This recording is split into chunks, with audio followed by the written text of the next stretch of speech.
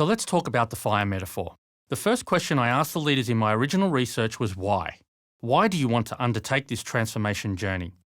Initially they said things like, I can see big storm clouds on the horizon, or our financial trajectory is poor, or our competitors are more aggressive, or our customers are squeezing us, or our engagement is at an all-time low. Over time, they began to talk about more personal reasons for beginning their journey. One leader said, my reputation is on the line. I'm afraid I will look really stupid if I can't build a company of substance. Another said, I'm physically exhausted. I can't keep going like this.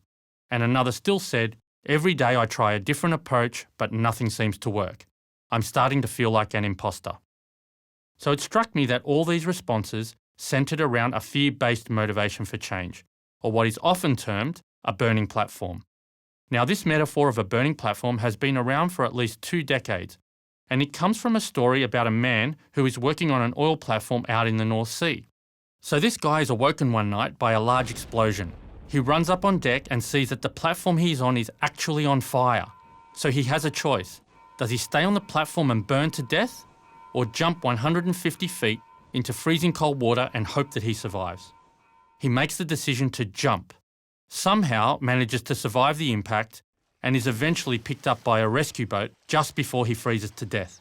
When asked why he jumped, he replies, better probable death than certain death. So in a business context, this implies that fear and extreme urgency are not only necessary, but desirable motivators for change.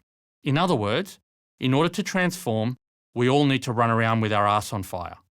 Now, in my experience, in the land of burning platforms, there are far too many pyromaniacs. What I've actually found is that while some urgency helps motivate leaders to begin their journey, a fear-driven motivation is not what sustains them over time. What they all speak passionately about is a burning ambition, a very personal fire that burns within.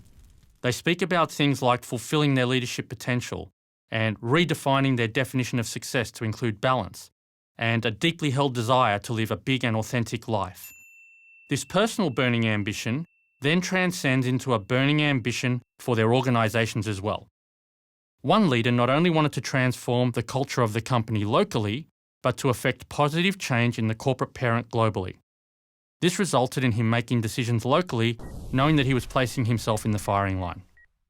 Another leader's ambition for a big and authentic life encouraged him to connect the creative energy of his advertising agency to worthy social causes. This ultimately manifested itself in one of the largest social movements any of us have seen in recent years, that of Earth Hour. So what I have learned through all of this is 3 things. The first is that to sustain a transformation journey, shifting from a burning platform to a burning ambition is absolutely critical. Why? Because this shift allows leaders to be calmer, more purposeful, and more responsive to the inevitable challenges that they are going to face. Secondly, it's also vital for a leader to not only articulate the organisational reasons for change, but to delve deeper and establish very compelling personal motivations for change.